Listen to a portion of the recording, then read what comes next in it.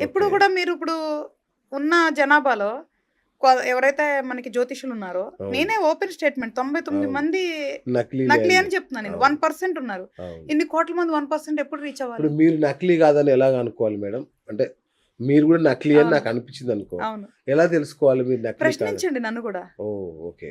నన్ను గూడా ఒకసారి మీ ప్రశ్నించండి. దగ్గరకొస్తే గాని తెలీదు. అది. హ్మ్. నా దగ్గరికొస్తే అసలు ఫస్ట్ నా నా ఓపెన్ స్టేట్మెంటే నా వీడియో మన ఛానెల్‌లో అవును. గాని అవును. ఎక్కడన్నా నా అవును. ఓపెన్ స్టేట్మెంట్ ఏంటంటే నేను మీ తలరాతలు మార్చను. ఆ! నేను మార్గం చూపిస్తా. నడవాల్సింది మీరే. ఓకే. మీ జాతకంలో మీ కర్మేంటి? ఏ గ్రహాలు చెడుగా ఉన్నాయి? మీరేం చేసుకోవాలని చెప్పడానికి నేను. ఓకే. నేనొక ఓకే. వైద్యురాలిని. రైట్. రైట్. రైట్. రోగాన్ని తీసేసే మాంత్రికురాలిని కాదు నేను. ఓకే. నేను ఒక మార్గం చూపిస్తా. మీకు మార్గం చూపించేవాళ్ళు ఎవరున్నారిక్కడ? ఓకే. ఒక గురువుని, ఒక మెంటార్‌ని, రైట్. ఒక డాక్టర్‌ని. కరెక్ట్. నేనే గాదు. ఈ ప్రపంచంలో ఉన్న ఏ జ్యోతిష్కులు మీ తలరాతలు మార్చలేరు. మార్చలే. మేము తలరాతలు చెప్పటానికి చెప్తా చదువుకున్నాం. చదివి చదివి చెప్తాం. అన్ నాన్న నీ పుస్తకంలో ఇదుంది అంతే. చూసుకో. అంతే. అంతే. రైట్. సూపర్. అయితే మ్యామ్ చాలా మందిలో ఒక డౌట్ ఉంటది. ఈ చిన్న అమ్మాయిలాగుంది ఈమేం చెప్తది మాకు? ఇది నిజంగా అంటే ఏం చేసింది ఈమె? ఊరికే ఏదో గురువు దగ్గర శుశ్రూష చేసి ఏదో 4 ముక్కలు నేర్చుకొని చెప్తుందేమో అని సందేహం ఉండే వాళ్ళకి మీరిచ్చే ఆన్సర్ ఏంటి? ఫస్ట్ అయితే మీకే ఉండుంటది. లేదు. లేదు. లేదు. నాకేం లేదు. నాకు ఎందుకంటే నా మిత్రులు చాలా పెద్ద పెద్ద వాళ్ళు సిఫారసు చేశారు. ఏంటనుకుంటున్నారు ఆ మేడము అసలు ఆమె అపాయింట్‌మెంటే దొరకదు అని అట్లా నన్ను ఊదరగొట్టారు. కాబట్టి నాకు ఆ డౌటే లేదు. మా ప్రేక్షకుల కోసం. లేదు మరి చిన్న వయసేం కాదు నాకు. ఓకే. రీజనబుల్ గానే ఉంది. అచ్చా! ఓకే. చెప్పకండిలెండి. రీజనబుల్ గానే ఉంది. మరి ఓకే. అంత చిన్న వయసేం కాదు. రైట్.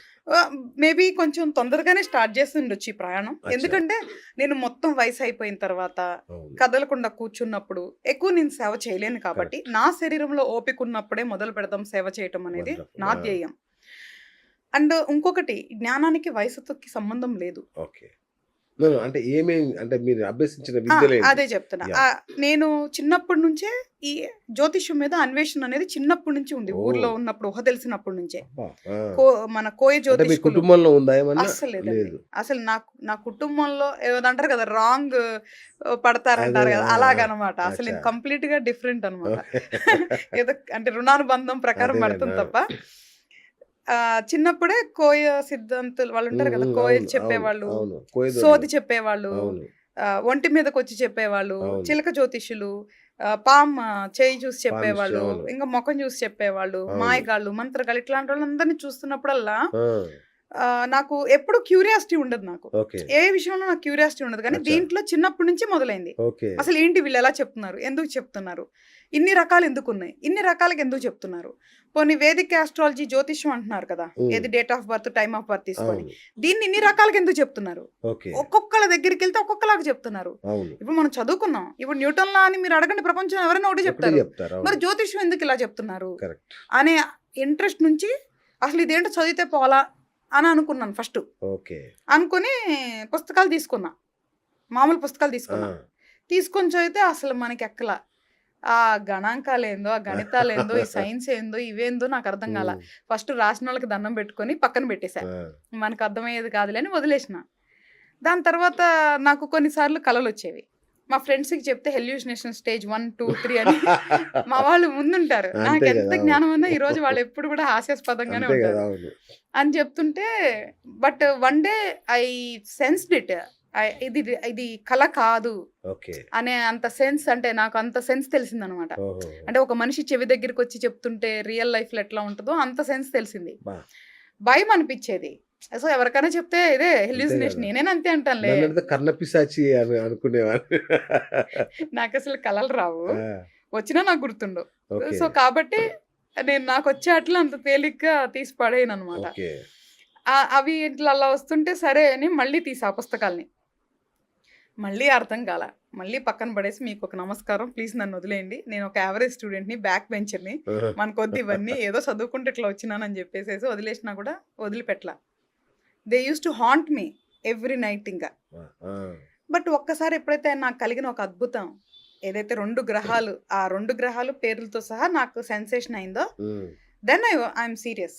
అప్పుడు నేను దాన్ని హాస్యంగా కాకుండా అప్పుడు కొంచెం ఓకే. నిజాయితీగా, శ్రద్ధగా ఓపెన్ చేశా శాస్త్రం. ఓకే. ఓపెన్ చేశాక ఫస్ట్ దాంట్లో రూల్స్ చదివా. మళ్ళీ మూసి పక్కన పెట్టి ఆ రూల్స్ అన్ని పాటించాకే తెరుద్దామని చెప్పి అన్ని దాంట్లో ఉన్న చెక్ లిస్ట్లో ఒక్కొక్కటి పాటించి మళ్ళీ తీసి చదివి ఇది కాకుండా మళ్ళీ కాలేజ్ డిగ్రీ చదువుకుంటూ నాకు తెలిసిన ఫ్రెండ్స్ వాళ్ళందరూ జాతకాలు తీసి నేను చదివేది కరెక్టా కాదా అని ప్రయోగం అంటే అసలు ఫస్ట్ నా ఇంట్రెస్ట్ అది కదా సబ్జెక్ట్ కరెక్టా కాదా అని తెలుసుకునే అన్వేషణలో నా జ్యోతిష్కం మొత్తం చదివేసాను అనమాట. కానీ ప్రాక్టీస్ చేయాలని అనుకోలే. ఎగతాళి చేస్తారు మా వాళ్ళు, బయట అందరిని ఎగతాళి చేస్తారు కదా, ఎగతాళి చేస్తారు, చేయొద్దు అనుకున్నా. ఏదైతే మా ఫ్రెండ్స్ చెప్పించుకోవటం, దాని తర్వాత రిఫరెన్స్లు రావటం, అది స్లోగా అలా వ్యాపించింది. సో ఫిజికల్ గా గురువు లేరు. నేనే అసలు 100 మంది జ్యోతిష్కులతో మాట్లాడుంటా, 100 మంది జ్యోతిష్కుల దగ్గర చెప్పించుకొని వాళ్ళని ఎప్పుడు బుర్ర తింటూ ఉంటుంటా. అంటే నేను నేర్చుకుంటున్నానని కూడా వాళ్ళకి తెలీదు. నేను జ్యోతిష్కం చెప్పించుకోవడానికి ఒక వచ్చిన అమ్మాయి అనుకునేవాళ్ళు. కానీ వీళ్ళల్లో నాకు బాగా రాఘవ్ గారని ఆయన చాలా ప్రాక్టికల్ జ్యోతిష్యులు. నేను చూసిన జర్నీ మొత్తంలో అంటే గ్రహాలని ప్రాపర్ గా అధ్యయనం చేసి ఇలా పూజలు ఇలాంటివన్నీ చెప్పరు. అప్పుడు కుక్కట్పల్లిలో ఉండేవాళ్ళు. తర్వాత చానాలు అయిపోయింది మాట్లాడి. Very nice personality. ఆయన వాస్తు జ్యోతిష్యం 2. ఆయన దగ్గర కూడా చాలా మాట్లాడుతూ అలా అంటే ఎదుటోళ్ళకి తెలియకుండానే వాళ్ళ దగ్గర జ్ఞానాన్ని తీసేసుకుంటూ ఉండేదాన్ని. అలాగా నిజంగా ఒరిజినల్ గా నేను అంటే ఎవరినో మభ్య పెడతానుకో మాయ పెడతానుకో చెప్పను నేను. నాకు ఆయన పిహెచ్డి చేసా, డాక్టరేట్ కూడా నాకు ఆస్ట్రాలజీలోనే వచ్చింది. సో జెన్యూన్ గా చదువుకున్నా. Very qualified. MBBS FRCS London మన భాషలో చెప్పాలంటే. Very good. Okay, super. So I think tension లేదు మాకు. నేను శాస్త్రానికి కట్టుబడి ఉంటా. Right, super. సో అబద్ధాలు గానీ అవి గానీ మీరు కొన్ని కోట్లు ఇచ్చినా చెప్పను. భయపెట్టడాలు అసలు నేను భయపెట్టను. అచ్చా, అంటే కాదు ఏంటి కష్టంగా ఉంది ఇట్లా అట్లా ఏం లేదు. అసలు శాస్త్రం పరంగా అసలు చెప్పకూడదు. ఓకే, చాలా విషయాలు చెప్పకూడదు, భయపెట్టకూడదు. మేము చెప్పకూడదు కొన్ని విషయాలు.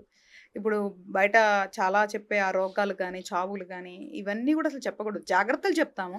ఆ పీరియడ్లో జాగ్రత్తగా ఉండండి అని చెప్పడం వరకే మన బాధ్యత. ఆ గ్రహానికి సంబంధించి వాళ్ళు ఏం చేసుకోవాలో గ్రహాలు నన్ను నియమించాయి. ఇదైతే ఖచ్చితంగా నేను చెప్పగలను. గ్రహాలు నన్ను నియమించాయి వాళ్ళకి సంబంధించిన సేవ చేయడానికి. అంటే వాళ్ళకి సంబంధించిన జ్ఞానాన్ని నలుగురికి పంచడానికి మాత్రమే నియమించాయి. అందుకే మీరు జ్యోతిష్కులని దానికి పేరు పెట్టుకోండి. కానీ నా పని వాళ్ళకి సేవ చేయటం వరకే. గ్రహాలకు సేవ చేయడం. తప్పించాలి అనుకున్నానా అవి నాకు ఇస్తా ఉంటాయి, మిమ్మల్ని తప్పిస్తాయి. ఆల్రెడీ ఇచ్చేసి అవి కూడా వార్నింగ్లు అయిపోయినాయి. అంటే నేను కొంచెం కైండ్ అండి. కొన్ని తప్పిస్తానికి నేను ప్రయత్నించిన సందర్భాలు వచ్చినాయి. అప్పుడు నన్ను ఒకసారి పనిష్ చేసింది కొంచెం. అంటే నన్ను కాదు, నాకు కొంచెం స్ట్రెయిన్ అయ్యేలాగా పనిష్మెంట్ ఇచ్చింది. ఆ తర్వాత ఏంటి అన్నప్పుడు అవే సందేశం ఇచ్చాయి. వాళ్ళు చేసుకున్న కర్మానుసారం మేము అలాగా ఉన్నాం.